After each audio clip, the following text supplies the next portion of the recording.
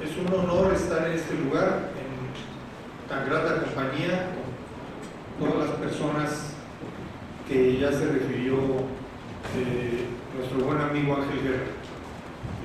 Quisiera decir que hace algún tiempo, platicando con mi hijo, que es psicólogo social, Ernesto Montemayor Varela, me decía que el comportamiento de la humanidad parecía un suicidio de gente miedosa, ¿sí? No de los que se avientan del edificio a la banqueta, sino de los que van, comen muchas cosas con azúcar y se van enfermando, cosas así, ¿no? Y esto me recuerda las palabras del Papa Francisco I, unas de tantas, pero quisiera leerlas. El comportamiento suicida del sistema económico mundial actual ha convertido al planeta en un depósito de porquerías. ¿Ok? Bien, vamos a empezar. El título, pues ya lo vieron hasta el cansancio, entonces ya ni nos tardamos ahí. Nada más quisiera decir que este trabajo se desprende de un trabajo colectivo. Escribimos un libro entre varios colegas y quisiera nombrarlos así rápidamente. El maestro en ciencias Pablo Ugarte Vélez, que está aquí enfrente, de la UAM Azcapotzalco.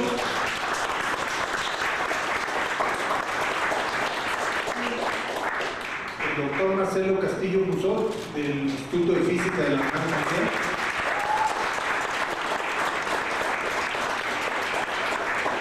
Y si tenemos suerte, por allá atrás debe estar el doctor Fidel Cruz, que también es de la UAM Azcapotzalco.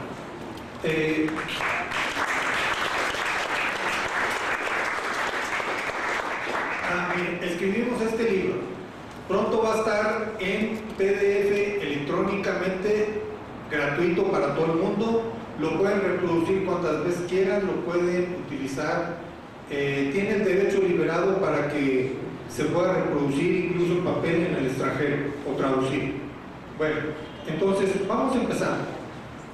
Miren, no es lo mismo dar una plática así en frío que dar una plática diciendo ¿cuáles son los desafíos actuales de la humanidad?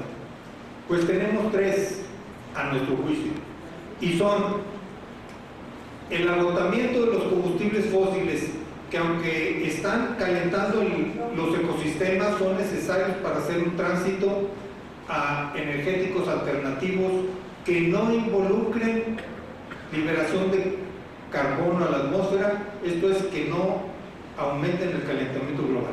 Ese es uno de los desafíos y nos tardaríamos 55 años en desarrollar una fuente que llegue al 80% de las necesidades de toda la sociedad humana, y entonces estamos con el tiempo en contra porque los combustibles fósiles escasamente nos duran 35 años. No se puede simplemente ya no usar los combustibles fósiles porque implicaría la muerte del 90% de la población por diferentes razones. El siguiente problema es cómo vamos a recuperar los ecosistemas silvestres del planeta de manera de garantizar la alimentación de la población mundial actual. ¿Sí? Y el tercer problema es cómo evitar el desencadenamiento de una nueva guerra mundial, la cual seguramente sería de tipo nuclear, sería desencadenada por Estados Unidos y los europeos, Japón, Canadá y Australia, y que pondrían en peligro la supervivencia de las mayorías de la humanidad.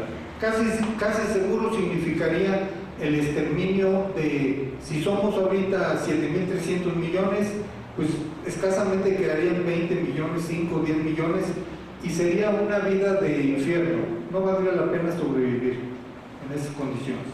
Ahora, ¿cómo está el asunto de los energéticos?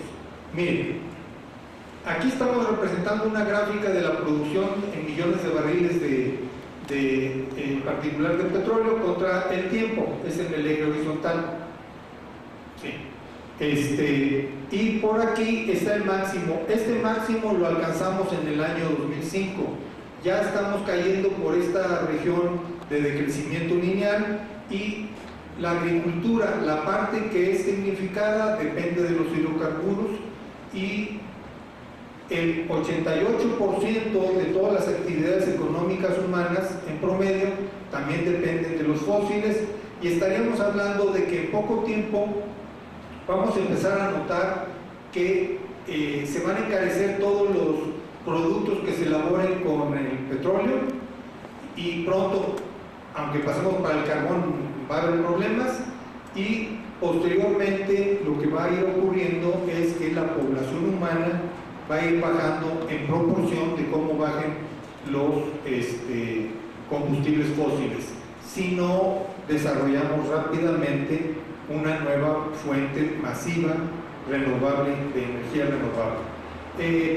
Puede atenuarse un poco esta catástrofe si cambiáramos a una civilización que no a una civilización que no tuviera por centro la maximización de la ganancia en beneficio de unos cuantos, sin importar que se afecte la vida de los demás, y pasáramos a una civilización que tuviera por centro la especie humana y los ecosistemas silvestres y sus necesidades. Eso nos podría atenuar a que no haya, perdón, pero yo soy realista, a que no haya muchos centenares de millones de muertos, ¿ok? Aunque no haya guerra, ¿sí?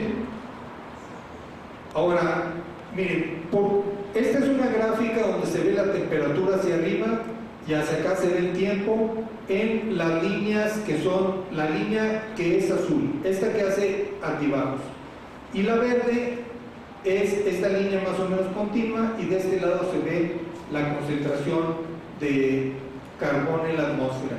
Les quiero decir que más o menos en 1850 andábamos en 285 partes por millón, y ahorita actualmente ya llegamos a las 400, y es simplemente el resultado de haber liberado el carbón que habían atrapado hace cientos de millones de años diversos organismos que dieron lugar a la formación de hidrocarburos y de carbón mineral. ¿Ok? Entonces, ¿qué va a pasar? Vamos a regresar a las condiciones térmicas de aquellas épocas. No se necesita más ciencia. Ya lo dijo Arrhenius, se sacó el premio Nobel de Química en 1903 o 1906. Entonces, no se necesita más que saber sumar. No necesitamos el panel intergubernamental. ¿Me explico? Necesitamos saber pensar, compañeros. Nos tienen jodidos los del capitalismo, aquí nos tienen jodidos, los explotan, pero el cerebro no nos los han expropiado, ¿sí? No ha podido. Miren, aquí está un registro histórico desde cuando apareció la especie humana hace 160,000 años al tiempo actual. La curva de arriba es la concentración de CO2 en la atmósfera y la curva de abajo es la temperatura. Vean que sin ser una calca se van siguiendo con un desfase. Miren, aquí está el pico del CO2 y aquí está el correspondiente pico de la temperatura, o sea, cientos o miles de años después varía un poquito. Yo les quiero hacer notar que aquí en 285 era la concentración del CO2 al empiezo de la revolución industrial en Inglaterra, que no está mala, porque nos pasó de 23 años en promedio mundial a 74 la esperanza de vida. Entonces tiene sus partes buenas, ¿ok? No estaría yo vivo aquí desde hace 50 años o algo así. Y miren, este punto rojo es el punto actual. Vean cómo se eleva como un cohete la curva de emisión de CO2. ¿Qué le va a pasar a esta curva? No va a llegar hasta acá, ¿verdad? Pero ¿qué quiere decir? Vamos a andar por esta zona. Cálculos no lineales muestran que vamos a andar por donde está el puntito rojo pegado a la línea que sube vertical. Vamos a estar ahí antes de unos 50, 80 años, ¿sí? O sea, va a haber problemas serios. ¿Cómo afecta eso a...? Podríamos estar aquí días u horas, ¿no? Igual que cualquiera de las compañeras, porque estamos presentando un resumen apretado para dar una idea básica. ¿Cómo afecta el incremento de temperatura a la producción de maíz, arroz y para el trigo similar? Estos son experimentos en campo, pero en ciertas condiciones de incremento de temperatura sobre la temperatura promedio de la Tierra. Vean que el rendimiento decrece. Miren, vean aquí, menos 10, menos 15 etcétera. Miren, así que, ¿qué va a ocurrir cuando aumente la temperatura en promedio? Pues que las plantas, como los seres humanos, vamos a necesitar más energía para mantenernos frescos, igual las plantas en el campo abierto donde está el sol. Por algo los gringos, por dos factores, los gringos están más grandotes que nosotros, porque comen mejor gracias a que nos explotan los desgraciados, digo, el imperio yanqui más bien, y por el hecho de que viven en zonas más frías y gastan menos energía en mantenerse frescos. Pero el caso es que a nosotros, para la producción de alimentos, nos está contribuyendo el calentamiento global, va a haber menos alimentos. Ahora, ¿cómo afecta el grueso de las especies según especialistas? Miren, no vamos a leer todo este párrafo, está muy largo, pero Lovelock, que fue el de la hipótesis de Gaia, tiene 94 años, él dice que vamos a sobrevivir la sexta extinción masiva de especies y cree, está muy optimista porque dice cientos de millones de miembros de la especie humana sobrevivirán, aunque miles de millones de seres humanos sufran y mueran en el corto plazo. No estamos hablando de 2 siglos ni 3, es como dijo Fidel Castro, el comandante, es lo que va a pasar en 15, 20, 30 años, no más, si nos atontamos, ¿me explico? Y yo les pido, por favor, que respetemos el 11º mandamiento. Por eso lo inventé yo, ¿verdad? No os atontéis, porque la siguiente generación no va a existir. Aunque aquí vemos muchas cabecitas blancas y otras calvas, pues tenemos que luchar por la siguiente generación. No las siguientes, la siguiente es la que está en juego. ¿Ok? Miren, tiene 94 años, tiene todos los premios del mundo, menos el Nobel y babosadas así. Se podía retirar, él dice que no se retira. Aquí hay otro más jovencito, miren, tiene 90 años. Es John Kearns. Y tiene, para que tengan una idea, yo soy científico y tengo escasamente 45 artículos publicados. Este pelado tiene 1000, ¿sí? Nosotros apenas tenemos 3 libros publicados. Este tiene 65, dijo, ¿sí? Pero este es el jovencito, este es un poco más pesimista. Dice que si seguimos quemando los combustibles al ritmo acelerado de desperdicio y de sobreconsumo y obsolescencia capitalista, la temperatura va a subir de 3 a 6 grados y eso va a ocurrir en fechas próximas, o sea, 20, 30 años. Y si eso ocurre, él dice, en este caso, nuestra esperanza, fíjense, está optimista, nuestra esperanza es que en el mejor de los escenarios solo sobrevivirán unos 6 millones de seres humanos en todo el planeta. Es un asunto de una sola oportunidad.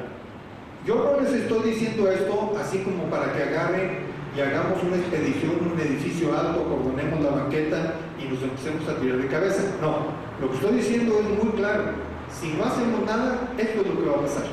Si lo estamos diciendo aquí es para que no pase, para que no se cumpla la profecía que nos va diciendo la ciencia de para dónde vamos si no obedecemos el 11º mandamiento. Ahora miren, para que vean, en la agricultura se utiliza agua del subsuelo para el bombeo. Para que tengan una idea, Pablo Ugalde y yo hicimos un análisis. Estos datos negritos son los datos internacionales promedio del número de kilómetros cúbicos de agua por año que sacamos de la tierra para la agricultura desde 1900 hasta fechas de 2010 o algo así. Claro que le pedimos los mismos datos al gobierno mexicano, pero el gobierno mexicano dice, me tienes que pedir permiso para publicarlo y si no te doy permiso no te doy la información. Y si no me obedeces te meto a la cárcel y no sé qué tantas cosas más. Entonces pues, lo que hicimos fue buscar datos internacionales. Pero miren, esta curva, la roja, es el ajuste matemático. Es un ajuste que se llama curva exponencial, la vamos a ver varias veces ahorita.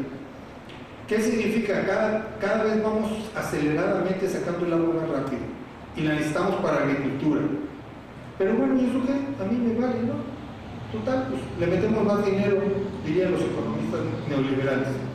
Bueno, vamos a ver las consecuencias.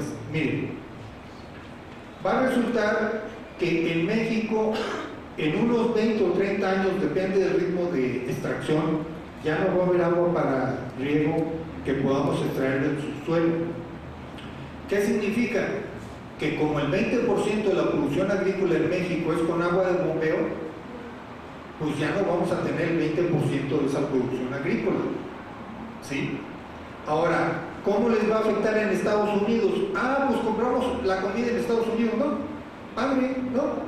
Total, así te la dan envuelta bien bonita, ¿no? Con figuritas y colorcitos.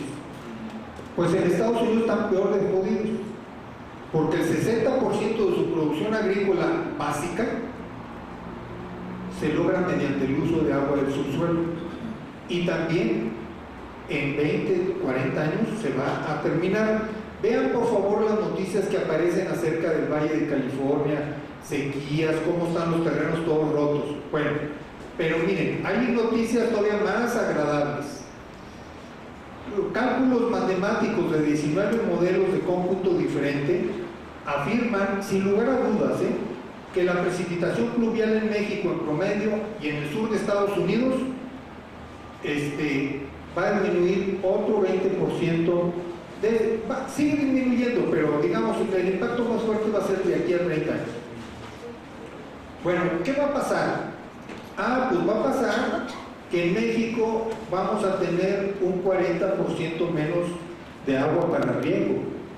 Y en 30, 20, 40 años, depende de circunstancias, porque no sueltan información, pues simplemente 47.8 millones de habitantes de nuestro país se van a ir a ver a su creador antes de tiempo por muerte por hambre, ¿ok?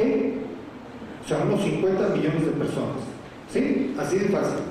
Y no vamos a entrar para lo que pasaría para la Ciudad de México, pero les puedo decir que si no cuidamos las cosas, de aquí de la Ciudad de México se van a ir de los 25 millones, 24.5.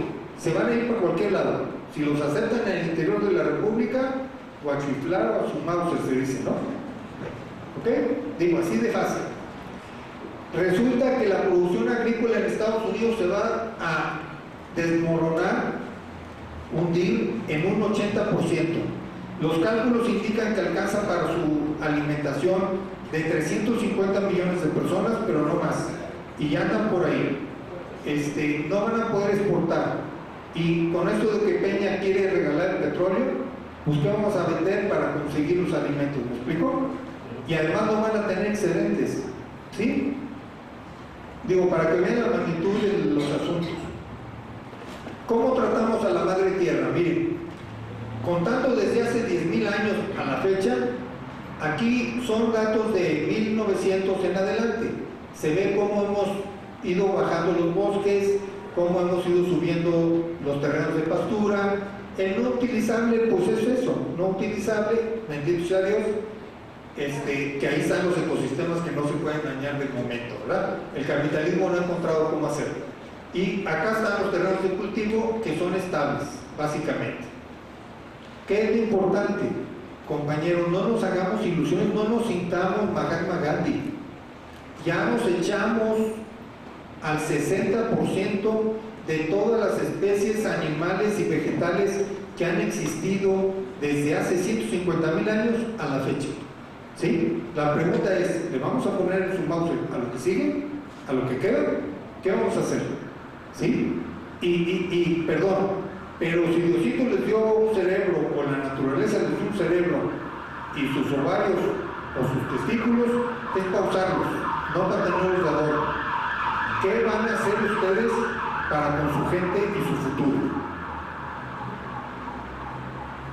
Miren, lo anterior todo está bonito, eso está más gachito. Este es el ritmo, aquí se presenta el ritmo de extinción, este es el promedio, ¿no? De todos los animales que tienen columna vertebral. También incluye a un animalejo que se arrastra por el suelo, que se llama Enrique Peña Nieto y todos los que le siguen.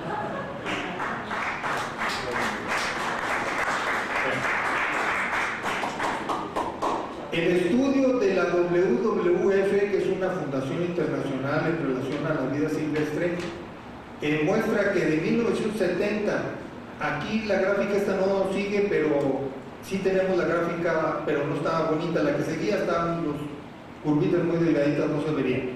Pero existe un 52% menos ahorita en el 2014, bueno, el año pasado, de especies con columna vertebral. Son los de la cúspide de la evolución, compañeros. Y les recuerdo, nosotros tenemos columna vertebral, aunque hay unos que se agachan por unas cuantas monedas, aunque pretendan entregar el futuro de la especie humana en México.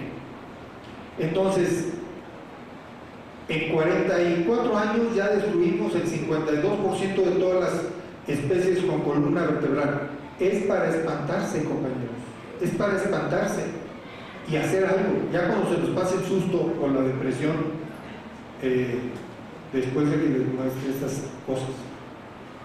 Ahora miren, aquí vamos a ver algo de economía, es muy fácil. Tenemos un planeta de tamaño finito y esta cosa que está aquí es una ecuación con que nos extraen lo que ganamos los financieros, ¿sí? O es la ecuación que describe el crecimiento de la economía. Miren, al principio crece linealmente y después empieza a irse para arriba, pero nunca termina de crecer. Ese es un problema porque el planeta tiene tamaño finito. ¿Sí me explico? Y para que entiendan esta ecuación que se ve así como gacha para los que no saben física o matemáticas, es muy sencillo. Yo le pido un capital prestado a un banco, C, y el banco me dice, te lo presto a la tasa de interés del 35%. Hijos de su madre, ¿verdad? Pero bueno, ¿qué es alfa? ¿Cuál es el incremento en el capital en este periodo de tiempo DT que yo le tengo que pagar al banco? El alfa para los propósitos financieros es 35, 40, 60, 70% anual. El alfa que rinden las fábricas, que rinden los campos, es un 4% anual en el mejor de los casos. Por eso están ellos acumulando la riqueza de los demás. ¿Ok? Miren, vamos a ver el efecto de un crecimiento de este tipo en el caso muy sencillo. Todos tenemos mamá, aunque a algunos parezca que nacieron por generación espontánea, porque las madres no tienen la culpa de haber echado esos bichos ayer, ¿verdad? Pero miren, aquí vemos una señora embarazada. Imagínense que este bebé, en lugar de nacer a los 9 meses, crece al ritmo exponencial, igual que la curvita que les pinté acá atrás. Crece de esta manera, el peso del bebé. Si en lugar de nacer a los 9 meses, además de los 9 meses, se tardara 2 años, 8 meses creciendo al mismo ritmo, ocuparía el mismo volumen que existe entre el Sol y la Tierra, pero así. ¿Ok? Serían un radio de 150 millones de kilómetros. Todo eso sería un cosmobebé, si le pudiéramos dar oxígeno, comida y demás. Eso les da una idea de cómo los problemas muy sencillos de la cotidianidad, si algunos, los que crecen en ritmo exponencial, no podemos dejarlos que crezcan para siempre, porque producen problemas de este tipo, ¿sí? Producen el problema de que ya le llegamos a las costillas de la madre tierra, ya destruimos el 60% de los ecosistemas y amenazan estos infelices en convertir los bosques naturales silvestres en puros plantíos de palmas y así por el estilo. Lo tenemos que detener, si no ellos nos van a exterminar. Mire, la economía pues tiene que cambiar a que tenga un término negativo, básicamente a que la curva esta que iba a ser exponencial se avance tantito y llegue a una estabilidad. Por algo los humanos ya no cambiamos de tamaño. ¿Qué necesitamos? Esta ecuación así tan sencilla que viene de termodinámica de procesos irreversibles, lo que nos indica es el fundamento, compañeros, de una nueva economía a nivel mundial. No somos los primeros que planteamos la ecuación, pero sí somos, creemos, los primeros que la demostramos de esta manera. Hay decenas o centenas de grupos que plantean ideas similares. sin un fundamento tan estricto, más bien por el lado de la analogía con la biología. Pero esto lo que conduce, compañeros, es que si este es el incremento de capital y eventualmente no va a haber incremento del capital, esta inocente ecuación muestra que, y la caída tendencial de la tasa de ganancia que la hemos analizado también, que predijo Marx, muestra que el capitalismo tiene sus días contados, ¿sí? Porque ya no tiene para dónde crecer, excepto que desocupe los territorios. No sé si me explico, ¿sí? Y aún así va a estar en serios problemas porque no va a tener muchos recursos a futuro.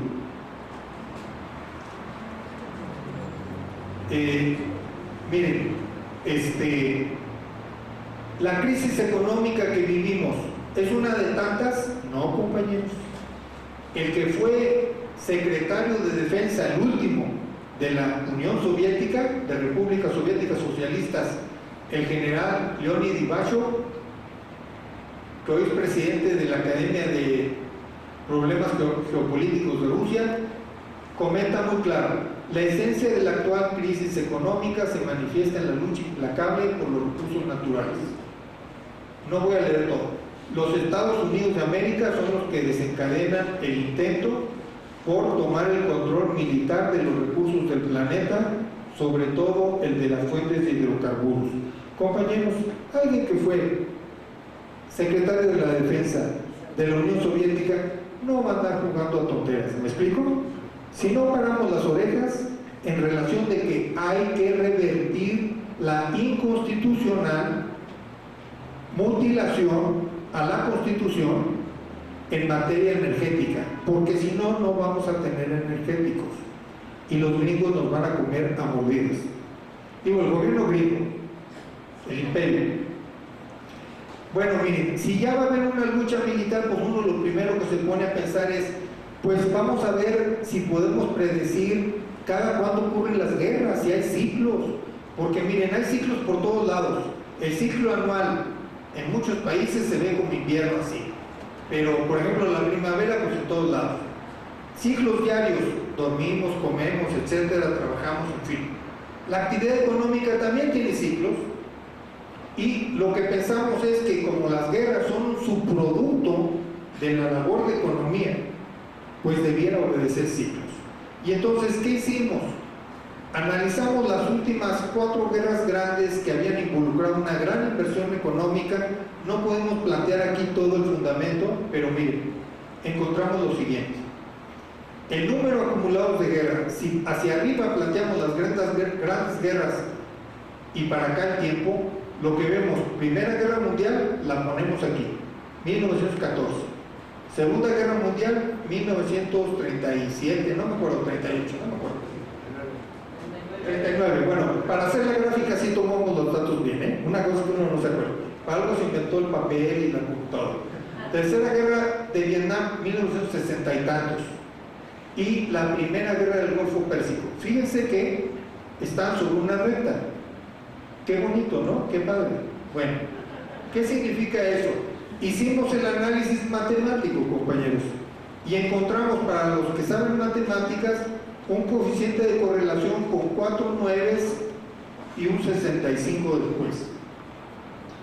Les puedo decir así, que ustedes están contemplando el primer ajuste matemático que se aplica a centenares o miles de millones de personas, que tiene 4 nueves de correlación.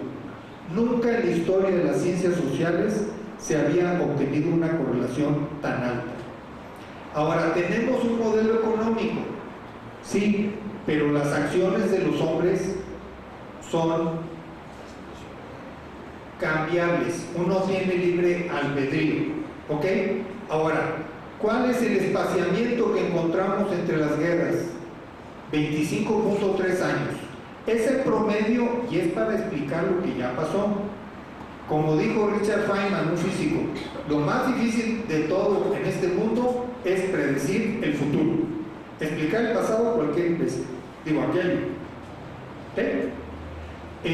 Presumiblemente esperaríamos una gran guerra a fines del año 2015.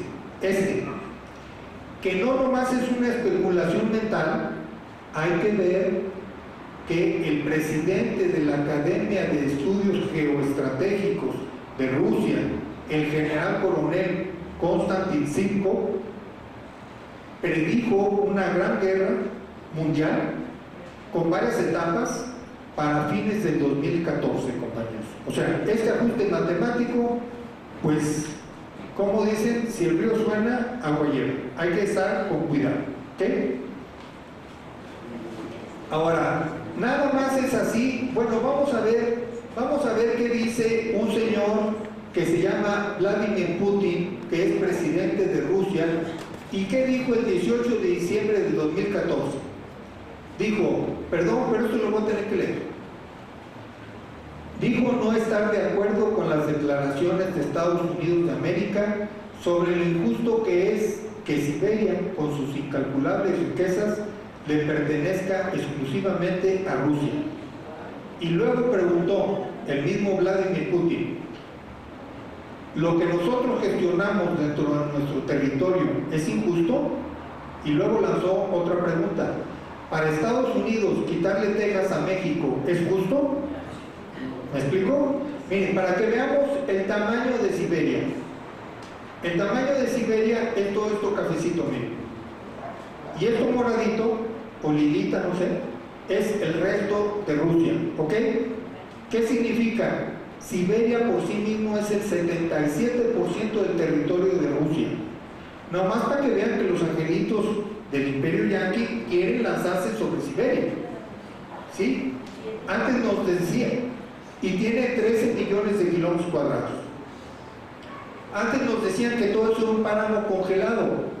Compañeros, con el calentamiento global, esta zona que está inexplorada en bosques, que sabemos que tiene mucha agua por su latitud y demás, que tiene muchos minerales, la tierra está sin explotar. Siberia está condenada a ser el granero del mundo en la época del calentamiento global. En un mismo territorio está condenada a tener mucho petróleo, mucho carbón y muchos minerales, y mucha agua y mucha madera. Ya ven por qué los angelitos del Imperio Yanqui quieren arrebatarle Siberia a Rusia. ¿Me explico? Ahora, perdón, pero Rusia tiene un montón de cohetes y tiene lanzaderas y por favor métanse RT, busquen, vean todo el armamento que tiene Rusia en forma defensiva. Y si a ellos, el Imperio Yanqui, les quiere arrebatar el 77% de su territorio, yo creo que vale la pena que paremos las orejas. ¿Ok? Miren, ¿qué planes nos tiene? Lo podemos saber de muchas maneras, ¿eh? ¿Qué planes nos tiene dedicado Estados Unidos a nosotros? Pues crear Texas 1, que tiene petróleo. Es que Texas 0, pues es la que ya nos jodieron, pero Texas 1, pues es la que quiere. Miren, abarcaría la totalidad de Nuevo León, Tamaulipas, parte de San Luis Potosí, buena parte de Veracruz, perdón, aquí lo digo, y un pedacito de Tabasco.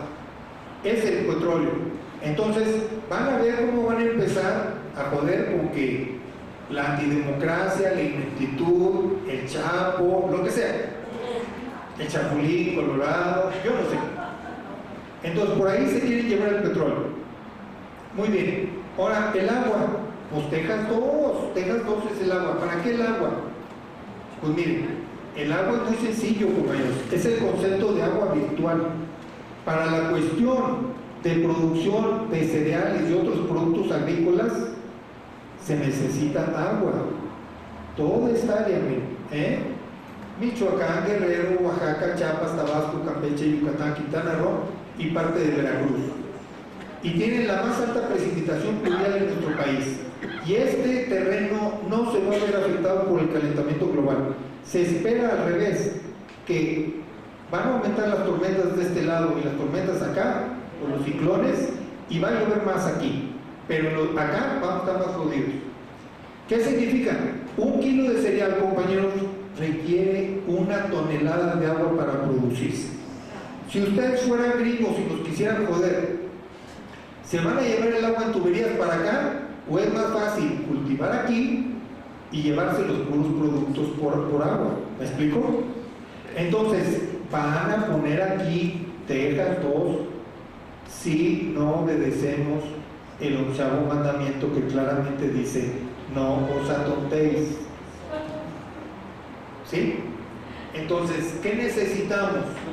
Ya vemos que vienen guerras imperialistas de anexión, compañeros. Si los rusos se están preparando para la guerra defensiva, nosotros tenemos que prepararnos para quitarnos de encima a los gringos. ¿Sí? ¿Qué necesitamos hacer? Oponernos al estallido de toda guerra imperialista de anexión, que la va a desencadenar Estados Unidos y sus socios. ¿En qué nos debemos basar, compañeros? En que existe la ley de neutralidad del 10 de noviembre de 1939, mexicana. La quieren abrogar, la quieren quitar recientemente el gobierno. En el 2006 lo pretendió. No lo debemos aceptar. Además, un grupo de mexicanos, que es Mexicanos Unidos, sacó un desplegado el 4 de junio y ya desconocimos, en página 46 de la jornada de este año, desconocimos los 3 poderes federales, los integrantes por traición a la patria. A como venga, a mí y a los que firmamos nos pueden matar, pero ya lo conoce mucha gente, miles de gentes se están organizando y los vamos a quitar con la Constitución en la mano, compañeros. ¿Sí? Bueno,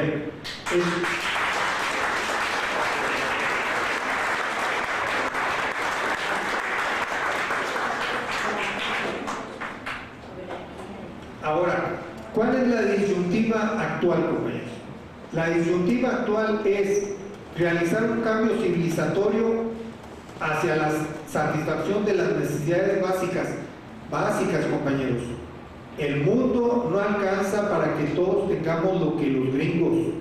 Si lo quisiéramos hacer, son 7 planetas lo que se necesitaría. Si los 7.300 millones de habitantes quisieran tener eso. Y en energético nos lo acabaríamos en 30, 40 años más.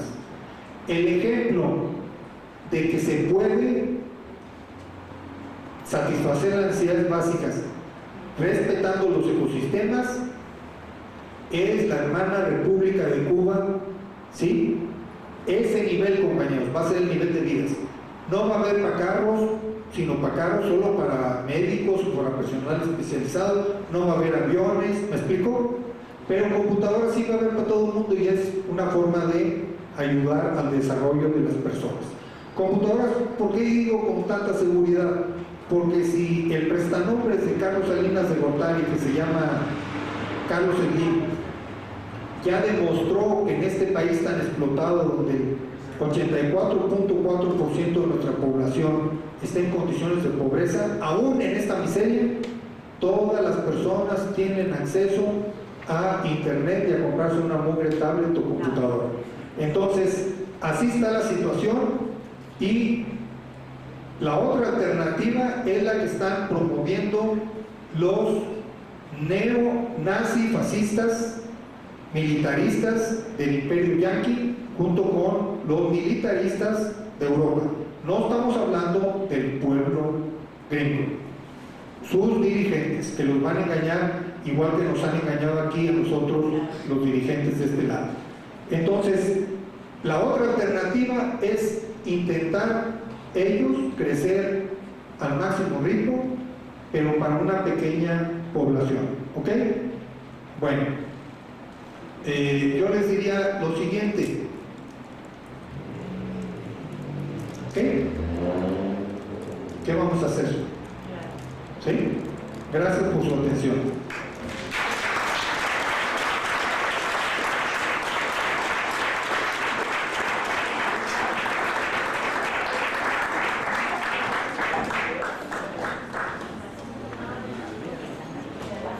Qué impresionante trabajo. Un trabajo muy serio, muy sólido, que reafirma lo que se sospecha, se presume, se vaticina, que es el grave peligro para la vida, sobre la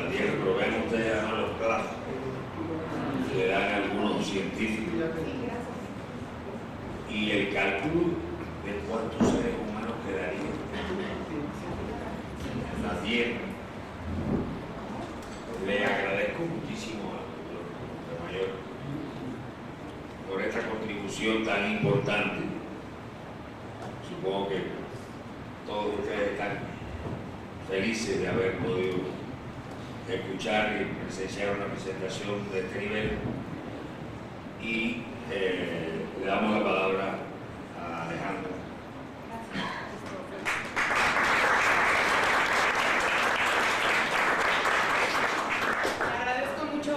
Jorge, la presentación anterior, la verdad me movió muchos sentimientos, ¿no? Me enriqueció mucho. Bueno, pues yo modestamente quiero plantearles aquí los resultados de la investigación de maestría que realicé.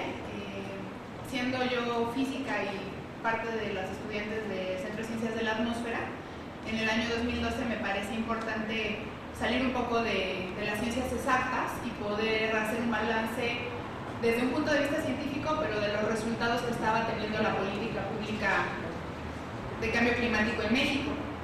Y es lo que quiero compartir el día de hoy de manera central. Y cada semana hay nuevas noticias respecto al cambio climático y las fotos que aquí les muestro es la noticia de la semana. Los investigadores de Alaska, explorando el Ártico, encontraron que hay unas fracturas de más de 1 kilómetro de ancho a través de las cuales se está liberando ya el gas metano del permafrost, ¿no? Del Ártico. Entonces lo que se ve es esta liberación de gas que comprendemos él y yo ya masivamente se está lanzando este gas a la atmósfera, ¿no? Digamos, más allá de los autos o las industrias, ya de manera natural el calentamiento está llevándonos a puntos de aceleración en los que la propia naturaleza responde y acelera lo que iniciamos la sociedad capitalista. Adelante. Muy bien. Pues brevemente planteo hablar 4 puntos. Muy rapidito: calentamiento global, cambio climático y capitalismo. Casi ya nada porque ya lo tocó Jorge. Luego hablar un poco del contexto internacional, de la política internacional de cambio climático. Luego centrarme en la política mexicana y comentar algunas perspectivas. Les decía que Jorge ya habló de esto de los gases de efecto invernadero, que tienen esta función de aumentar, al aumentar sus concentraciones en la atmósfera, retienen calor del sol, y eso hace que la temperatura aumente, y es más que evidente por cualquier científico que pueda ver los datos, que pueda medir, que al aumentar los gases de efecto invernadero estamos aumentando la temperatura, y por eso se habló primeramente de un calentamiento global. Sin embargo, no nos quedamos ahí, porque el aumento en la temperatura tiene implicaciones en otros sistemas naturales, como en los océanos, en la biodiversidad, en el agua, y podemos hablar de que no solamente se está calentando el planeta, sino que estamos alterando muchos sistemas y cambiando el clima, ¿no? Estos patrones promedio a los que la gente está acostumbrada se están alterando dramáticamente. Y además esto no viene solo, sino que ha sido producto de la sociedad industrial, del capitalismo. Cuando... me regreso tantito. Lo que se puede reconocer hasta el momento es que se ha aumentado la temperatura global en menos de 1 grado centígrado, en 0.89 grados centígrados en promedio planetario para todas las épocas del año. Uno podría decir, no hay mucha diferencia en 1 grado centígrado. Sin embargo, a nivel regional, estos cambios son mucho más agudos. Se han observado cambios de más de 4 grados centígrados en algunas zonas, en algunas incluso hace frío, más frío. No todo es homogéneo, pero en promedio sí hay un aumento medible, observable, y que aunque al Congreso de Estados Unidos y a los del Tea Party no les gusta reconocer, no hay datos que puedan negar esta contundencia. Muy bien. Bueno, estas otra vez las gráficas estas exponenciales, ¿no? En las que podemos observar que en negro está el dióxido de carbono, que se ha disparado en los últimos 150 años, así como muchos otros, ¿no? El metano, hasta arriba los sulfatos, el óxido nitroso, todos estos gases asociados a la civilización industrial, a la quema de combustibles fósiles y a la agricultura también industrial. Hasta abajo, más clarito, creo que no se nota bien, está la población mundial. La población mundial también se ha disparado junto con estos gases. Aquí mi comentario es que no todos los seres humanos hemos contribuido del mismo modo a esa curva, es decir, no todos somos responsables del mismo modo por la subida de los gases. Una pequeña fracción de la humanidad es la responsable, y no estoy haciendo eco de un llamado malthusiano de que tenemos que reducir la población. Es la población en este sistema de consumo y de vida la que ha disparado los gases. Creo que habría posibilidades de tener la misma cantidad de población con otra distribución de los gases en la atmósfera, ¿no? Y hacia allá tendríamos que transitar. Bueno, se ha hablado mucho del CO2 y de su aumento, que es evidente, pero el CO2 solamente es menos del 1% de los gases de la atmósfera. Es una contribución mínima, pero que tiene cambios muy notorios, como casi grado centígrado de aumento. Y comentarles que en algunos otros momentos, otras eras geológicas de la historia natural de la Tierra, han habido concentraciones inclusive más altas, ¿no?, de CO2 que ahora. Sin embargo, lo que está en riesgo es la vida, creo que tal y como la conocemos, la de los humanos y de la biodiversidad tal y como la conocemos. Yo no tengo duda en que habrá especies que podrán sobrevivir o adaptarse a estos cambios, pero sería un escenario completamente distinto. Los dinosaurios, etcétera, el auge de las plantas han modificado las concentraciones de los gases en la atmósfera, y habrá vida, pero no como nosotros no estaremos en el tablero, ¿no? Quizás. Bien, pues ya entrando un poco más en materia, me gustaría comentarles que hay una historia internacional de más de 20 años de políticas, de conferencias de las partes, en la que los líderes del mundo se reúnen para hablar sobre el cambio climático. ¿Y cuál es el balance? ¿Qué hemos aprendido después de estos 22 años de compromisos internacionales? Pues el objetivo que se plantearon estos líderes en la cumbre de la Tierra de 1992 fue estabilizar las concentraciones de estos gases en la atmósfera, en vistas a también estabilizar la temperatura en un nivel que no fuera peligroso, ¿no? Ahora la evidencia científica lo que nos dice es que más de 2 grados centígrados de incremento en la temperatura ya es peligroso, porque ya desata una serie de fenómenos que disparen y que no se comprenden bien, pero que pondrían en riesgo la vida de manera masiva.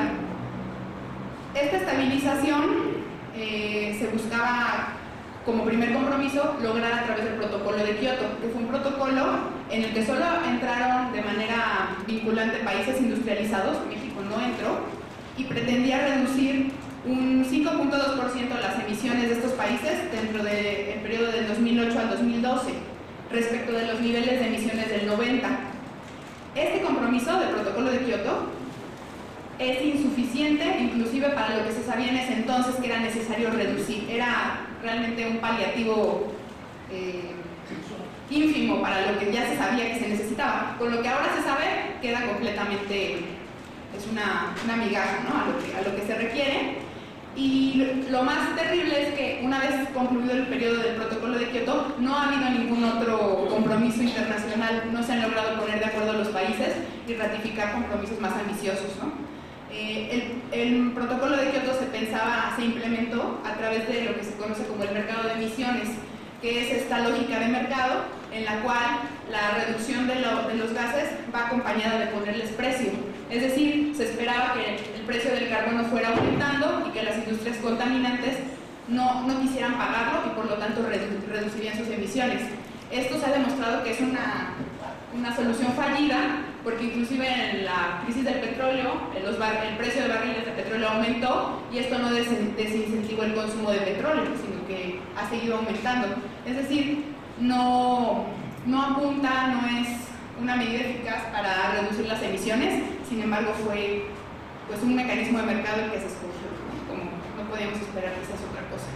Y bueno, los resultados de estos compromisos a 20 años, ¿qué podemos decir? Aquí en el panel de la izquierda lo que tenemos es en negro, en el 71, en el año 71 y en el año 2010, cada barra.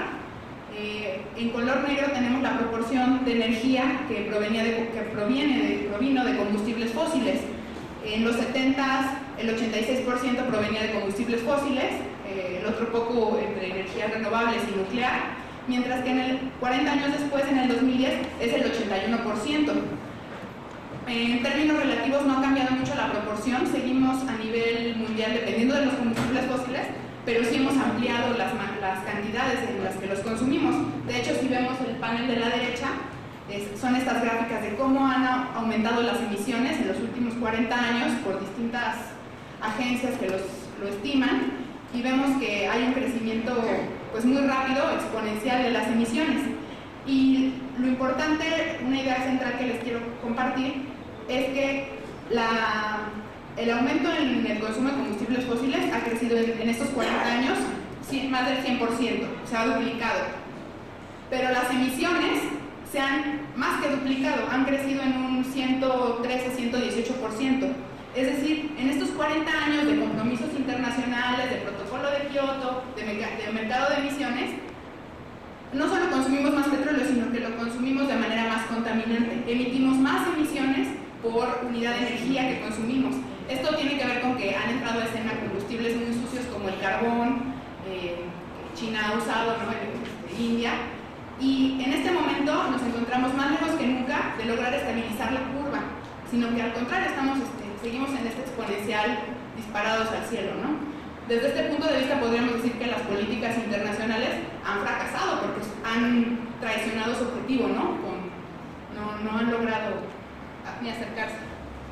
Bueno, pasando un poco a lo nacional, a cómo México ha jugado en este contexto complejo, lo que les pongo aquí es que, no sé si lo sepan, pero hace 2 años se publicó la Ley General de Cambio Climático, estando todavía Calderón, ¿no? Ya van a ser 3 años en el gobierno, y se plantea un objetivo realmente muy ambicioso, que sería reducir para el año 2020 en un 30% las emisiones y para el año 2050 en un 50% las emisiones nacionales, respecto a una línea base, que ahorita les comento el truquito que eso implica, respecto a las emitidas en el año 2000. Pero bueno, de entrada pues es un objetivo ambicioso que sería muy bueno nacionalmente hacer esa transición. El pico de emisiones a nivel nacional, si fuéramos consistentes con estos objetivos, se daría en el año 2015, o sea que ahorita, en este año, ya tendríamos que estar hasta arriba de lo que emitiríamos como nación y empezando a bajarle. Esto no ha pasado, ¿no? Como se lo imaginarán. Porque, bueno, entre otras cosas, de que no hay voluntad política, esta meta, este objetivo, así se lo llama en la ley, es una meta aspiracional. Es decir, el gobierno mexicano tiene los mejores deseos de hacerlo, pero solo se logrará si hay un régimen internacional que disponga de los mecanismos de dinero y tecnología que fluyan hacia México. Entonces, pues sí es una ley nacional, pero al mismo tiempo está en manos del juego internacional. Entonces, ahora sí que hacemos leyes para regularnos como nación, pero que están por completo vaciadas de contenido y puestas las responsabilidades en otro lado, que no somos la sociedad mexicana. Y bueno, este año se publicó los compromisos 2020-2030, donde se habla mucho, hay muchas esperanzas del gobierno mexicano para que en la cumbre de las partes que se va a celebrar en diciembre de este año en París, si se logra un acuerdo ahí, México reitera su compromiso de ley. O sea que los compromisos están completamente sometidos a lo que la agenda internacional negocie, avance. Bien, aquí lo que les muestro es la trayectoria de las emisiones mexicanas, que está en el Programa Especial de Cambio Climático. En rojo lo que podemos ver es la línea base, es esta proyección que se hace de cómo serán las emisiones de México del 2000 al 2050. Es una línea base porque es lo que se espera sin que haya ningún cambio tecnológico, ninguna política pública, pues va a incrementarse, ¿no? Es esta línea roja. Y en verde es un escenario de mitigación que el gobierno se plantea que aproximadamente en el 2015 iba a haber un máximo e íbamos a empezar a decrecer en emisiones. Esto se planteó en el 2009 y déjenme decirles que tiene muchos problemas metodológicos porque no se discuten seriamente cuáles son los supuestos para generar estas trayectorias. es bastante, parece que un niño vino a trazar la raya, porque no hay mayor explicación en el documento respecto a cómo se iban a lograr estas reducciones. Ahora, este año, en este documento que ya les mencioné, lo que se plantea es que la línea base ya es otra, que ya está negra con estrellitas, ya es otra mucho más elevada. No se explica por qué en una época en la que el petróleo está escaseando, la economía está deprimida, va a aumentar, la línea base aumenta, no se explica, y las reducciones ya no van a ser tan ambiciosas, sino solamente del 25% para el 2030, ¿no? Entonces estamos con una política de cambio climático que está siendo, pues sí, en el discurso recesiva, ¿no? Que está yendo para atrás. Bueno, para hablar muy rápidamente, esto sería muy difícil, muy largo de tratar, pero a nivel sectorial se han planteado objetivos, y por ejemplo para el sector energía, la política mexicana plantea que haya un incremento del 8% al 10% en la producción de energía primaria que no sea fósil. O sea, del 2010 al 2026, solamente incrementar la energía no fósil en 2%, lo cual es realmente mínimo, ni siquiera tendrían que hacer mayores esfuerzos para lograrlo, porque simplemente a como van en las eólicas o a como van en las hidroeléctricas lo lograrían. No hay realmente ahí una voluntad política. Lo mismo que la energía eléctrica, ¿no? Que la están planteando ampliar la energía eléctrica que provenga de hidroeléctricas y de eólicas. Por el otro lado, por el lado de los procesos industriales, que disculpen ustedes, se ve muy pequeña la letra, aquí hay una completa ausencia de regulación por parte del gobierno. El gobierno mexicano no le está exigiendo nada a las industrias para que mejoren, para que hagan procesos más limpios de reducción de emisiones. Hay un abandono total. La política pública lo que propone es que todos los recursos se obtengan de mecanismos de desarrollo limpio provenientes de dineros internacionales. El gobierno mexicano no está regulando, está siendo muy opaco al respecto. Y en la política, en el sector de agricultura y uso de suelo, la única política, lo que pretenden es cada vez incorporar mayor cantidad de hectáreas a distintas formas de manejo, manejo de unidades naturales protegidas, pago por servicios ambientales y distintos esquemas que tienen muchos problemas asociados con la determinación que los pueblos originarios o campesinos tienen sobre su territorio y que realmente no son una alternativa para afrontar el cambio climático, ¿no? En el sector de desechos lo que se propone es, bueno, ya que hay tantos rellenos sanitarios, vamos a capturar ese gas y vamos a quemarlo al menos, y si se puede generar electricidad, pero no se está planteando una lógica de ciclo completo que minimice la generación de residuos y que realmente no promueva la maximización de estos megarrellenos sanitarios que en el fondo final estás promoviendo la generación de gases cuando deberías de tener otras estrategias para atacarlo. Bueno, ya intentando finalizar para que haya tiempo para preguntas, les comento que en México, esta es un poco la foto de cómo están distribuidos por sectores y por gases las emisiones de nuestro país, y lo que tenemos es que el 51% de las emisiones en el 2010 se debieron a la quema de combustibles fósiles. Eso nos dice de entrada que ese es un sector que hay que disminuir la quema de combustibles fósiles, y con eso ya le estaríamos dando una buena reducción a nuestras emisiones. Sin embargo, en la tabla que pongo aquí abajo, lo que les muestro es que no todos los sectores han incrementado en estos 20 años del mismo modo sus emisiones. Es notorio que, por ejemplo, el sector de procesos industriales ha más de duplicado sus emisiones en estos 20 años. O sea, en estos 20 años, en vez de tener una industria más limpia que hace 20, hemos duplicado la contaminación debido a la industria, y también relativa a los desechos, ¿no? En parte porque las poblaciones vivimos más en ciudades, estamos generando más basura y no la estamos pudiendo gestionar de alguna otra manera más sensata. Entonces, viendo las categorías más contaminantes y las que están creciendo más rápido, un ejercicio muy sencillo sería tener una lista de categorías principales y poder determinar, si yo fuera gobierno, ¿no?, a qué tengo que enfocar mis esfuerzos para reducir las emisiones nacionales. Aunque no fuera gobierno, aunque fuera un estudiante, diría, ¿en qué me enfoco? Y bueno, aquí en rojo lo que les presento son las categorías más contaminantes o que están creciendo más rápido. La principal de ellas es el transporte. Como saben, en México la gran cantidad de mercancías se mueven con transportes que son muy contaminantes. La generación de energía eléctrica, las emisiones fugitivas por gas y petróleo, las industrias manufactureras y de construcción, todo lo relativo a minería metálica y no metálica está contaminando mucho también. Entonces, si se pusiera el énfasis en estas categorías, se podrían hacer transformaciones considerables en las emisiones de nuestro país. Muy diferente al enfoque que tiene el gobierno federal, que es enfocarse en los sectores en los que de manera internacional hay dinero.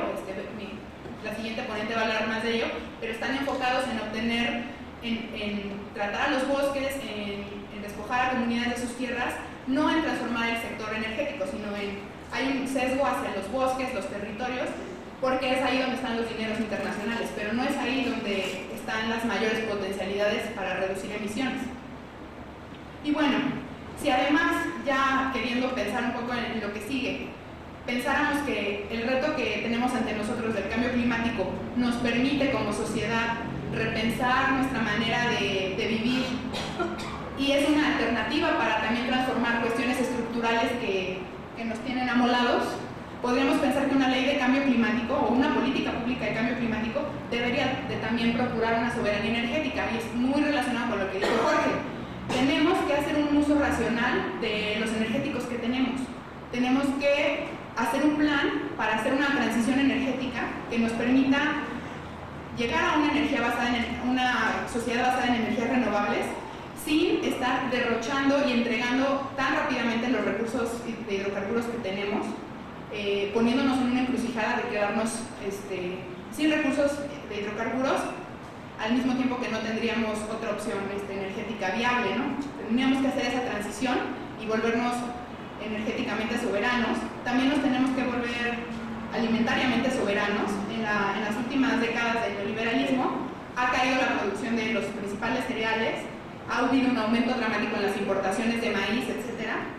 Y esto incluyendo que ha aumentado la frontera agrícola, es decir, ha aumentado la superficie de terrenos cultivados y han disminuido la producción. Entonces tenemos que pensar el modelo de producción de alimentos, y además esto es una oportunidad para el cambio climático, porque las comunidades campesinas e indígenas y su manera tradicional de producir alimentos son una posibilidad de incorporar carbono en los suelos y de reducir el carbono en la atmósfera al mismo tiempo que producen alimentos a escala local y nos ayudarían a lograr una soberanía alimentaria.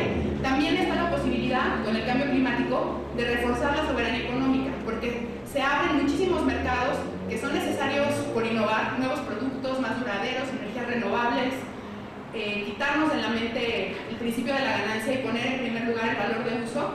Todo eso abre una serie de mercados locales que se necesitan activar y que podrían generar muchos empleos de manera digna y sostenible. Y finalmente, el del medio ambiente sano, porque atender al cambio climático finalmente es atender la contaminación, la concentración de los residuos, la vida en ciudades que es tan desfavorable para el medio ambiente, y poder atender y regular a los procesos industriales que están poniéndonos en un riesgo total, ¿no? al vivir cerca de estas industrias. Entonces creo que tenemos una buena oportunidad para construir una política de cambio climático que atienda otras de las necesidades nacionales de desarrollo. Y bueno, para cerrar esta parte, y ya por terminar, comentarles que es posible enfocarnos solo en algunas de las categorías más contaminantes, como son el transporte, las industrias de la energía, las emisiones fugitivas, y hacer transformaciones en estas categorías que nos permitan reducir a nivel nacional las emisiones. Referente a los sectores industriales, hay que hacer una regulación mucho más fuerte, hay que repensar, reconocer la sabiduría de técnicas agrícolas que reducen el uso de fertilizantes y que enriquecen la cantidad de materia orgánica en los suelos, y también hay que crear equipos multidisciplinarios de científicos, pero también de ciudadanos, que evalúen las tecnologías que se piensan implementar en el contexto del cambio climático, ¿no? No hay recetas infalibles, en cada lugar hay que pensar si es válida una represa, si no lo es, en qué escala la energía eólica, quién la posee, quién se lleva los beneficios, etc. Y ya pensando más allá de México, como última idea, lo que les quiero leer es esta frase que me gustó mucho del libro de Naomi Klein, esta periodista muy polémica, y se las leo. Nosotros no tenemos por qué limitarnos a ser simples espectadores de todo esto. Los políticos no son los únicos que tienen el poder de declarar una crisis. Los movimientos de masas de gente corriente también pueden hacerlo. Y a lo que me lleva a esta frase es que nosotros tenemos que generar la fuerza social suficiente para transformar cómo enfrentamos al cambio climático y de pasada cómo transformamos al clima. Entonces, eso es de lo que tenemos que empezar a hablar más seriamente en foros como este y en muchos otros, cómo vamos a empezar a asumir esta responsabilidad.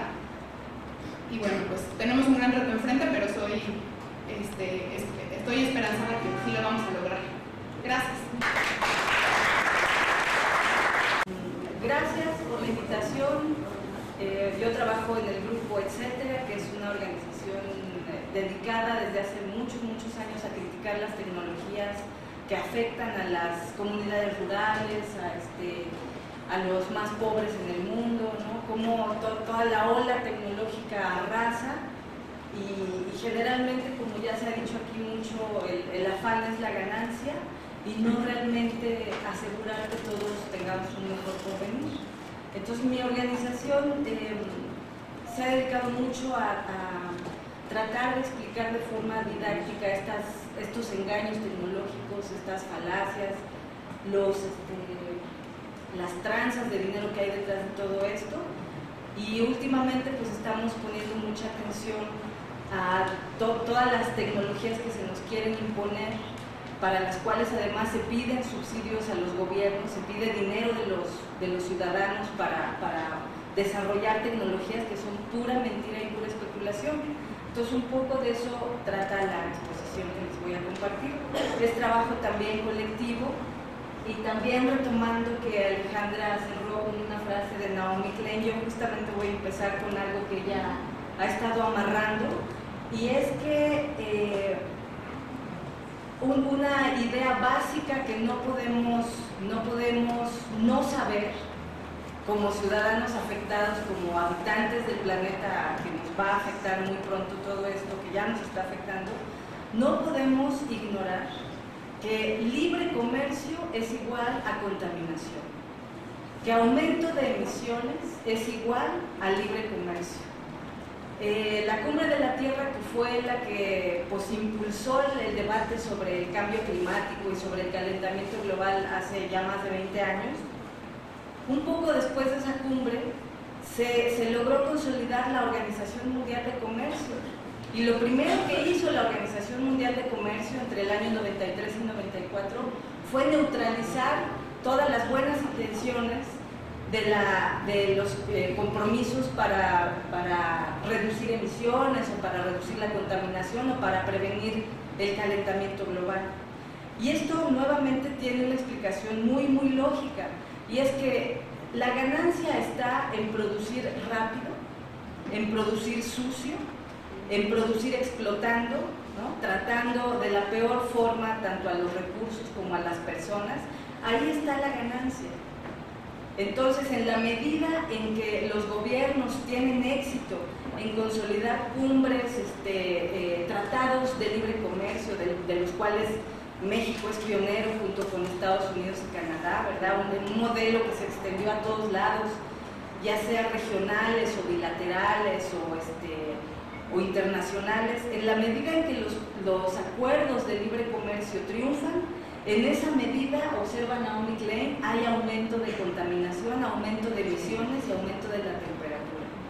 Entonces es una cosa que no podemos obviar, porque siempre lo están tratando, digamos, los ideólogos, los negacionistas, les dice Naomi Klein, del cambio climático, todo el tiempo quieren presentar el fenómeno como separado, como, híjole, todos tenemos la culpa de lo que está pasando, hay que averiguar qué está pasando, Dios mío, qué malos somos con la madre tierra. No, o sea, hay una explicación muy lógica, y es que entre más cae la tasa de ganancia, es decir, entre más crisis se autoprovoca el capitalismo por la modernización tecnológica, por el agotamiento de los recursos, por el agotamiento de los sistemas en los que se basa el lucro. Entre más ocurre eso, es más necesario ver de dónde exprime la riqueza, que luego se convierte en dinero, ¿sí? ¿Y de dónde la va a exprimir? Pues la va a exprimir de ver qué país, justamente como el Tribunal de los Pueblos demostró aquí en México, qué país se pone más a modo para ser contaminado, para que sus habitantes sean explotados, para que sus recursos sean malbaratados. Ahí está la ganancia y ahí está el aumento de las emisiones.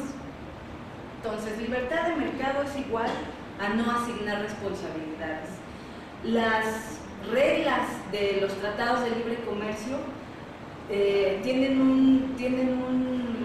una cosa muy interesante, que es que nadie se hace responsable de la contaminación que se genera con el movimiento de los bienes y servicios. Todo el mundo cree que ya sabe medir cuánto va a contaminar la producción de ciertas cosas en cierto país, por ejemplo, los electrodomésticos en Asia, o los cereales masivamente producidos como la soya en Argentina o el maíz en Estados Unidos. Más o menos creen que tienen un conocimiento de cuánto contamina eso, pero eso no se queda ahí, porque el libre comercio lo que ha hecho es liberalizar y tumbar barreras comerciales, ¿sí? Abrir la competencia.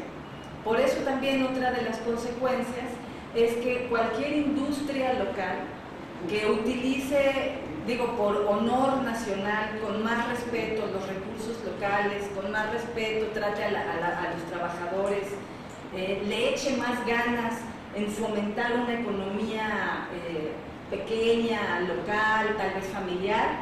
Todo eso, en el momento en que México firma los tratados de libre comercio, queda desprotegido, porque entonces las empresas grandes pueden acusar al país en cuestión de no estar respetando las reglas de oro del libre comercio.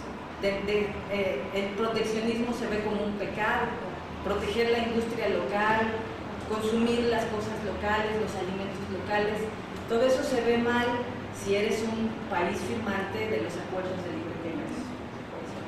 Entonces no podemos obviar esa premisa de qué es lo que está causando la contaminación. El libre comercio son importaciones y exportaciones sin restricción, para que podamos consumir cualquier cosa, ¿no? Y este es un punto muy peludo del problema y del debate del cambio climático, porque a todos nos venden la idea de que somos consumidores soberanos y que tenemos el derecho a anhelar, pues, lo que sea, ¿verdad? Un celular cada 3-4 meses, la computadora más nueva, el viaje mejor, etc. Todo ese comercio, toda esa oferta de bienes y servicios, bueno, está realmente friendo al mundo, ¿no? El transporte en aviones, el transporte en contenedores, el tendido de carreteras, de ferrocarriles, todos los corredores para transportar las mercancías, están destruyendo, y la única premisa es que el libre comercio es sinónimo de libertad y que la vida moderna es un consumidor que tenga acceso a todo. Y eso nos toca desde los más pobres, a quienes imponen la comida chatarra y a quienes imponen el consumo de tecnologías que incluso en otros lugares están prohibidas por ser nocivas, hasta los súper lujosos formas de vida del puñado de ricos que manejan el 80% de toda la riqueza y todas las transacciones monetarias en el mundo. Entonces, no podemos a estas alturas pensar separadamente el fenómeno del cambio climático y del modelo imperante de desarrollo.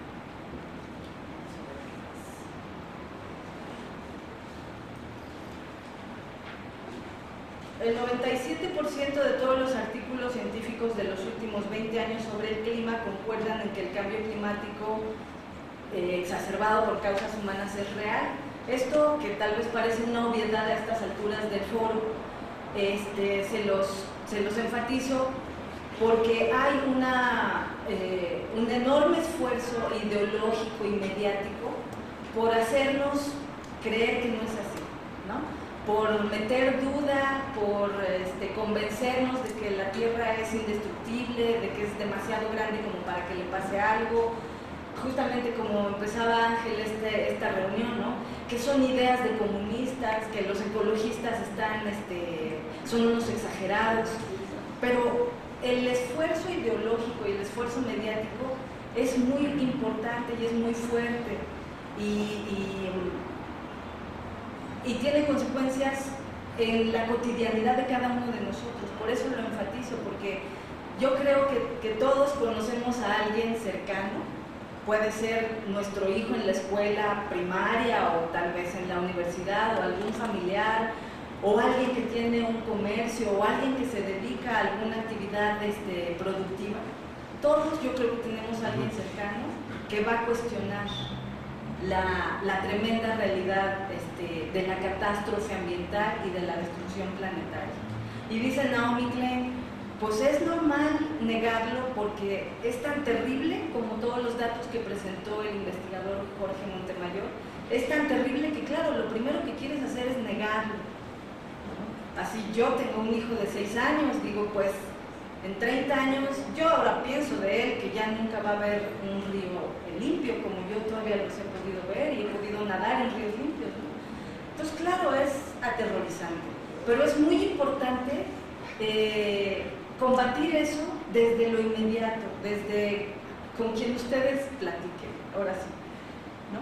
Entonces, va a haber una reunión este fin de año en París que se supone que va a ser una nueva forma de hacer un protocolo de Kioto, es el que nos estuvieron mencionando por tanto tiempo,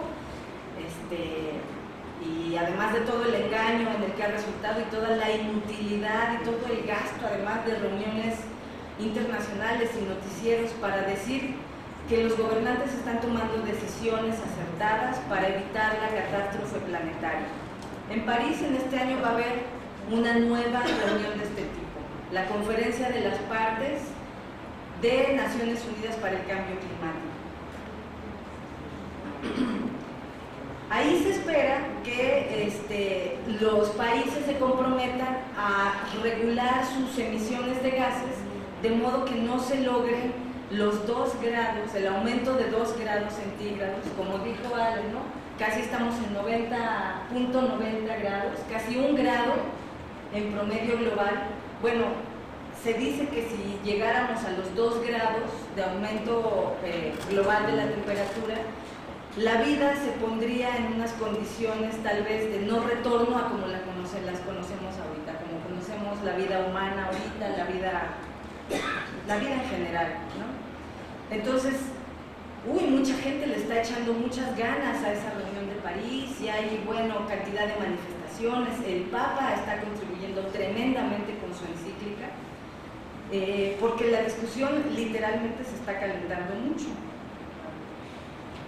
Pero ¿qué creen? Que entonces hay una coalición de los superpoderes petroleros que están saliendo con unas propuestas, dicen ellos, muy novedosas y que van a resolver todo.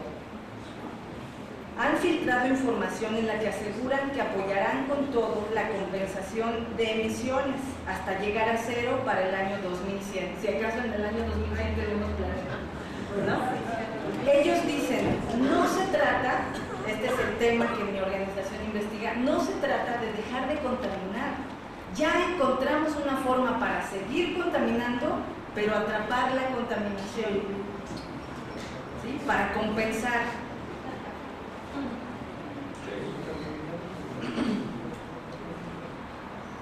Y entonces decimos nosotros, claro, es que se juegan mucho. Por ejemplo, el valor de la infraestructura de la industria petrolera y extractiva, todo lo que son oleoductos, pozos, plataformas, cableados, contenedores, todo eso, tiene un valor aproximado de 55 billones de dólares. El valor calculado de las reservas de energéticos es de 28 billones de dólares. Nada más para darles una idea, todo el Producto Interno Bruto de China para este año está calculado en 18 billones de dólares. Entonces, eso es lo que se están jugando, ¿no? El Producto Interno Bruto de México para 2015 está calculado en 1.2 billones de dólares. Entonces, imagínense, 7 o 8 empresas petroleras no quieren arriesgar los 55 billones de dólares en infraestructura, ni los 28 billones en reservas calculadas.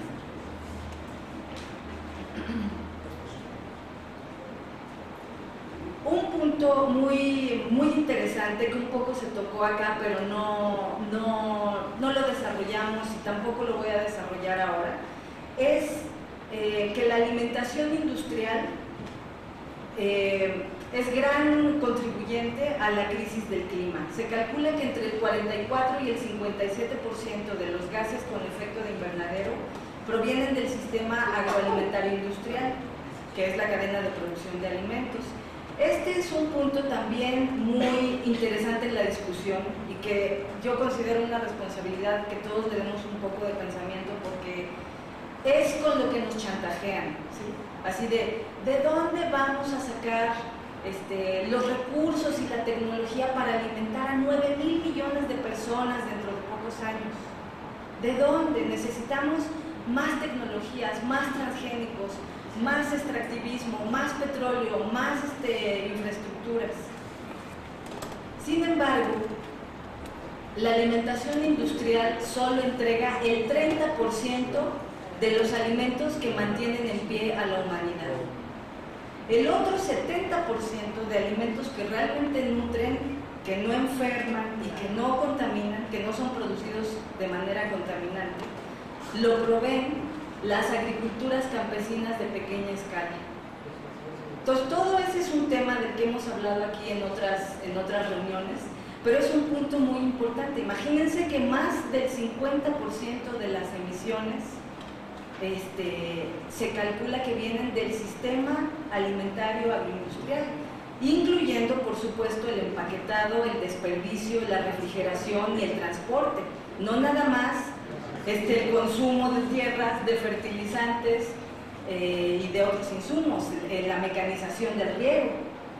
Nada más para darles un dato, en el caso de México, en esa franja que en el mapa de Jorge aparecía como el reservorio de agua para un futuro de catástrofe ambiental, del reservorio de agua de Estados Unidos, ¿no?, que es el sur de México. El sur de México produce todo el maíz de consumo humano en México. Un maíz que no pasa por el mercado, 8 millones de las casi 30 millones de toneladas de maíz que se dice que necesita México. Se dice que las necesita porque como 10 millones se destinan a alimentar animales y de muy mala manera, de carne de muy mala calidad, y a harinas y otros usos de comida chatarra que además nos tienen en el primer lugar de obesidad. Entonces, el maíz bueno, el maíz que realmente alimenta al pueblo de México, ahorita mismo se produce sin pasar por el mercado, con el temporal, sin riego, sin mecanización, con semillas propias. Sí se usan fertilizantes, pero es incomparable con respecto a la agricultura industrial del norte de México, del medio oeste de Estados Unidos, del cono sur.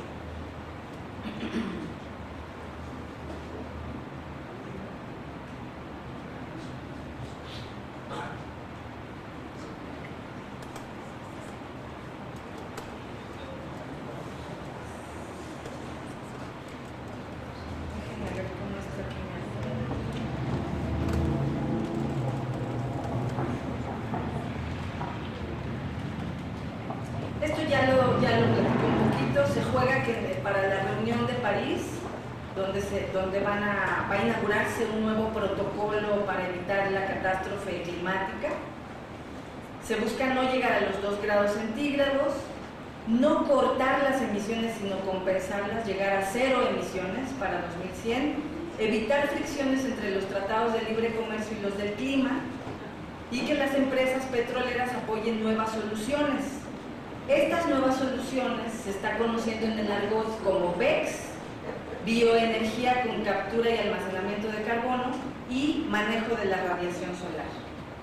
Ahora veremos que son una cosa ridícula, impensable.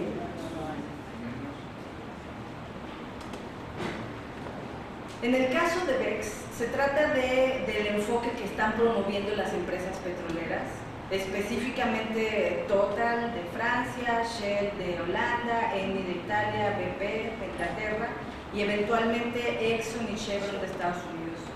Se trata de producir energía de biomasa, es decir, de residuos vegetales, de bosques que no se estén usando, de tierras en descanso, y con toda esa energía animar o alimentar procesos industriales, y los humitos o las contaminaciones que salgan de sus procesos industriales, capturarlos y meterlos en formaciones geológicas.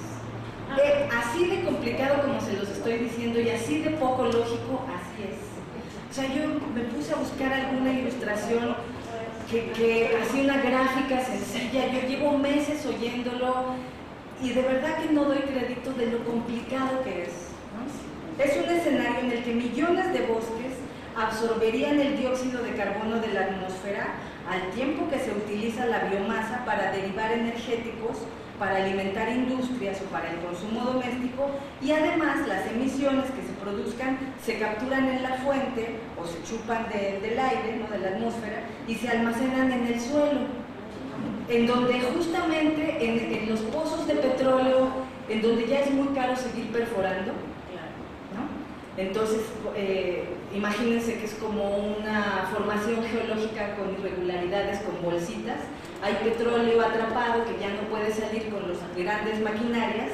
Dicen, pues le vamos a meter ahí el CO2 atrapado y va a servir para recuperar ese petróleo, ¿no? Entonces, para desplegar esta solución, ya está el cálculo, se necesitaría un área repleta de bosques del tamaño de 2,5 veces México.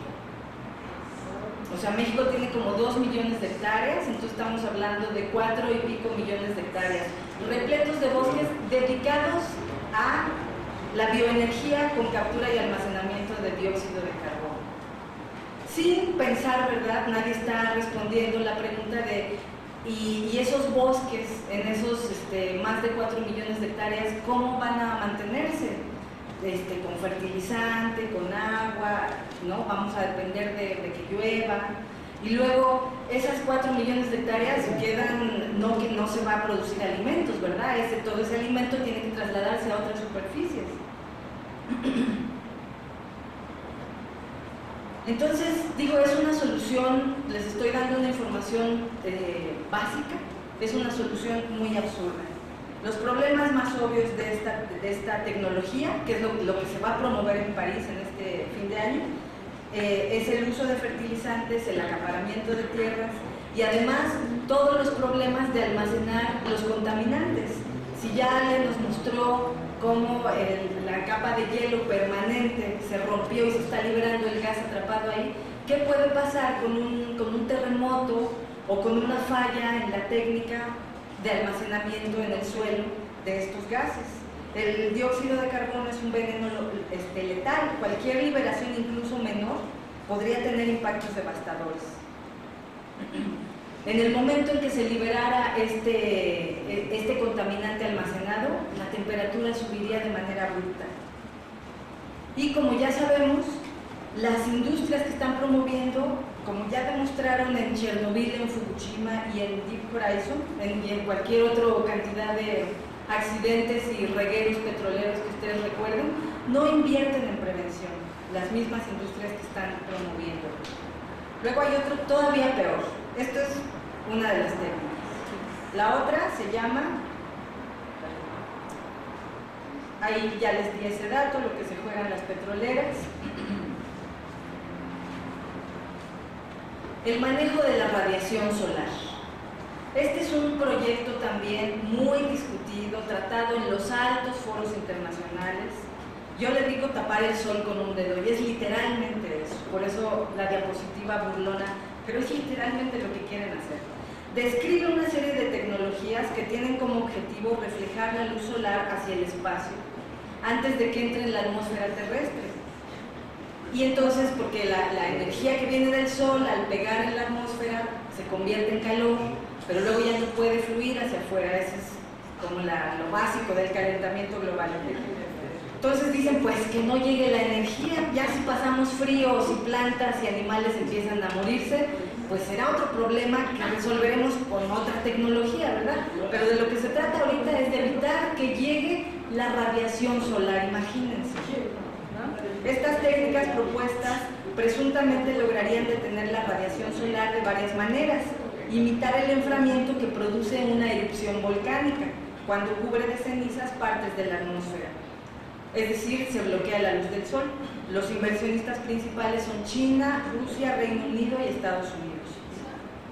La otra foto se refiere a el blanqueamiento de nubes.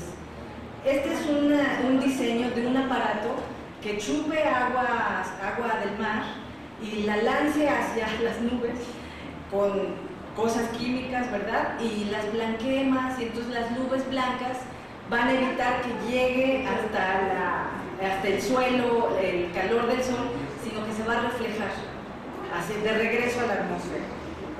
Eso se llama inyección estratosférica de aerosoles. Blanqueado de nubes marinas. Hay otras técnicas que dicen, bueno, si la nieve tiene un alto poder reflejante, ¿no?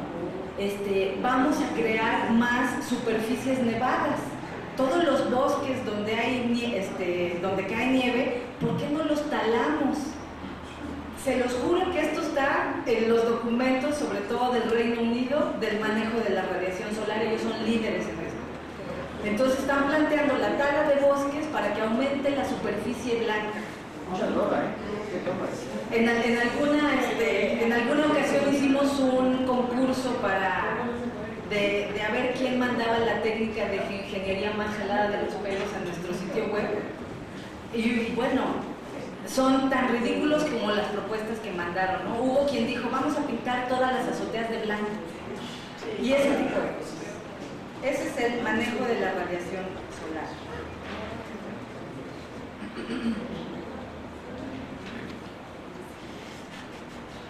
Esta es una solución, curiosamente, a diferencia de la captura de los gases y su almacenamiento en el suelo, que dicen que es muy costosa y que está en un plan muy especulativo porque está implicando crear toda otra estructura de pipas y máquinas que absorban y todo eso. A diferencia del anterior, el manejo de la radiación solar es una técnica relativamente barata y puede ser desplegada, puede ser puesta en acción más o menos fácilmente.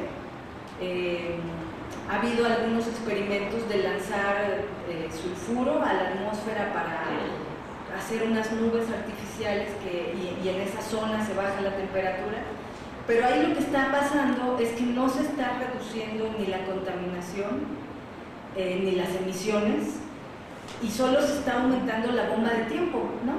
O sea, si de pronto en la reunión de París los gobiernos ponen como una opción viable el manejo de la radiación solar, lo que va a pasar es que se va a enmascarar todo el daño que se está causando a la atmósfera, ¿no? No se va a resolver.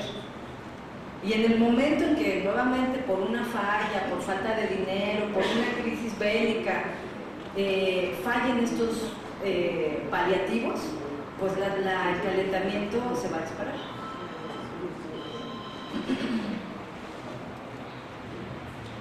Entonces lo que tengo después es un resumen de problemas de la geoingeniería. Estos dos ejemplos que les estoy dando son seleccionados de varias técnicas de manipulación climática que nosotros, que se conoce oficialmente como geoingeniería, porque son los que van a promover en esta nueva etapa de los compromisos climáticos. Pero hay muchas otras técnicas de geoingeniería que incluyen cultivos transgénicos, incluyen nuevos manejos de los bosques, etc. Los problemas con todas estas falsas soluciones, como dice el título de nuestra reunión hoy, es estas propuestas son a mega escala. Es decir, en este mundo globalizado, en este mundo altamente tecnologizado, y tratándose de sistemas tan complejos como la biodiversidad, como los ciclos del agua, como los ciclos del clima, ya no sirve de nada hacer experimentos, porque hay quien nos ha acusado de que no queremos que haya investigación científica al respecto de esto, ¿no? Pero las propuestas no sirven si se hacen proyecciones en laboratorio, porque todo lo que hay afuera es infinitamente más complejo y se conoce muy poco, ¿no? Para que un experimento de geoingeniería, para que un experimento del manejo de la luz del sol o de la captura del carbono funcione, tendría que hacerse a una escala muy grande. Y entonces, ¿quién es responsable de los riesgos? ¿Qué tratados internacionales va a violar? ¿Qué consecuencias más allá de las fronteras en donde se realiza va a tener? Si ya aquí en México vivimos problemas de robo de lluvia, ¿no? Hay quien dice que los agricultores de la brócoli en un lugar le quitan la lluvia a los agricultores del tomate en otro, por el sembrado de nubes, por las técnicas para provocar las lluvias, ¿no? No son confiables, porque estamos hablando de sistemas complejos poco comprendidos como el clima y la ecología de los océanos. Son la excusa perfecta, y es otro tema que no podemos ignorar cuando hablemos de esto, son la excusa perfecta para seguir contaminando. No podemos seguir desarrollando tecnologías que permitan mantener un estado de cosas que ya todos sabemos que está mal. Pueden llevarse a cabo por los más ricos y poderosos en el mundo, entonces son unilaterales. Si de pronto Reino Unido, o si de pronto Rusia o China, que están muy avanzados en estas técnicas, deciden emprender sus experimentos, porque tienen el dinero y la tecnología, lo podrían hacer, ¿no? Entonces la unilateralidad es un gran problema de las propuestas de rediseño del planeta. Finalmente, meternos al argumento mañoso, mentiroso y dañino de que todo, si tiene precio, lo vamos a valorar más. Por Dios, o sea, la comercialización del clima, ¿no? Ahora ya lo que se está comerciando es con la promesa de solucionar. A todos nos imponen un comercio de servicios ambientales, de manejo de bosques, ¿no? Como dice Alejandra, el gobierno de México se enfoca mucho en que va a reducir sus emisiones a partir de fomentar nuevos manejos ecológico-territoriales. Estamos hablando de un país lleno de bosques en propiedad colectiva de la tierra, aún muy sanos, aún muy productores de oxígeno y de alimentos, y meterlos al mercado como si la regulación del mercado fuera a dejarlos sanos. O sea, esa es otra cosa que tenemos que combatir a nivel ideológico.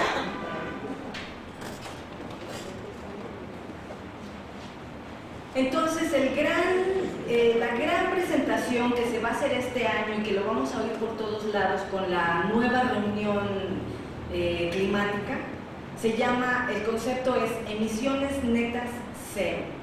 O sea, antes se decía, pues a lo que hay que tender es a emisiones cero, o cero emisiones, pero al meterle esa palabrita netas, lo que están dando a entender es que pueden emitir, pero si por acá le pagan a un bosque o logran capturar el carbono en la fuente y meterlo en la tierra, va a llegar un momento en que el resultado neto sea cero, ¿no? Es diferente de comprometerse a cero emisiones, porque permite quemar combustibles fósiles y emitir gases siempre y cuando haya modo de compensar el carbono emitido, chuparlo del aire, enterrarlo, o que los bosques aceleren su trabajo de limpia.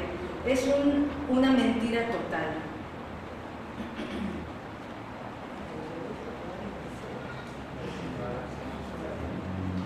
Hay soluciones que ya existen. Nada más les voy a dar un ejemplo, pero hay varios ejemplos.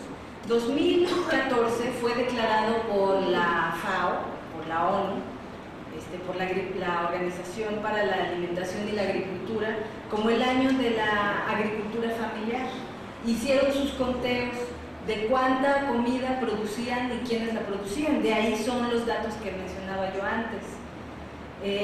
Decían que 500 millones de unidades campesinas en el mundo proveen entre el 70 y el 80% de la alimentación que sí nutre, no de la comida chatarra, no de los embutidos que los reciclan con sales cada vez que se vence la fecha de caducidad, no de los empaquetados, no de la comida de microondas, no de nada de eso. La comida que mantiene sana a la gente, que no enferma, está producida por la agricultura campesina y familiar ahorita mismo.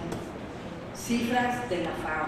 Entonces esa es una solución real, porque son sistemas diversos que usan pocos insumos, es decir, pocos fertilizantes, poca mecanización, que su misma diversidad los obliga a tener una integridad ecológica. Entonces esa es una de las soluciones, ¿no? Pero también hay, por ejemplo, todo el tema de las políticas públicas que podrían fomentar la industria local, que los bienes y servicios no tengan que atravesar grandes distancias, que el transporte público se multiplique, ¿no? Pero claro, eso está en choque directo con los tratados de libre comercio. Entonces, ya para terminar, yo creo que hay que, bueno, todos creemos que hay que cuestionar el modelo de desarrollo a niveles muy profundos, casi existenciales, ¿no? Porque a lo mejor es necesario justo que nos planteen que no vamos a tener teléfono celular y que seamos unos sujetos de la talla que podamos aceptar eso, ¿no? Que podamos aceptar dejar de consumir algunas cosas o muchas, ¿no? Porque sí, realmente, como dice Jorge Montemayor, está en peligro no las próximas generaciones, la próxima generación. Entonces, cuestionar el modelo de desarrollo, eso se puede hacer desde que uno abre el ojo. Y lo puedes hacer con tu familia, y con tu escuela, y con tu parroquia, y con tus amigos, y con tu pareja, y en tu casa. Hay muchas redes, así como la red de alimentación campesina es prácticamente invisible, hay muchas otras redes de producción que son muy invisibles, y si nada más nos ponemos a ver, encontramos redes de distribución de bienes y productos que no pasan por el mercado. Incluso hay ensayos de monedas alternativas, hay servicios médicos alternativos, por supuesto hay medicinas tradicionales, alimentación tradicional, todavía muchos tianguis que reciben la comida de productores locales. El mercado de carbono debe ser denunciado en su falsedad, porque no hay mercado que regule la avaricia, ¿no? Hay que prohibir la geoingeniería, hay que denunciar las soluciones falsas. Y bueno, ni la responsabilidad individual ni la colectiva deben excluirse, o sea, no podemos pensar en un abstracto colectivo de qué vamos a hacer, ni tampoco sentirnos avasallados en lo poquito que un individuo o una familia puede hacer. Entonces son esas dos.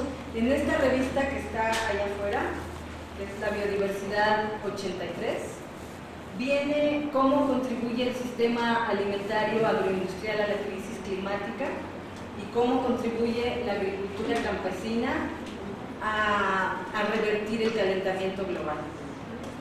Y creo que sí es en este mismo número viene la explicación de las emisiones netas cero. Yo terminaría con eso.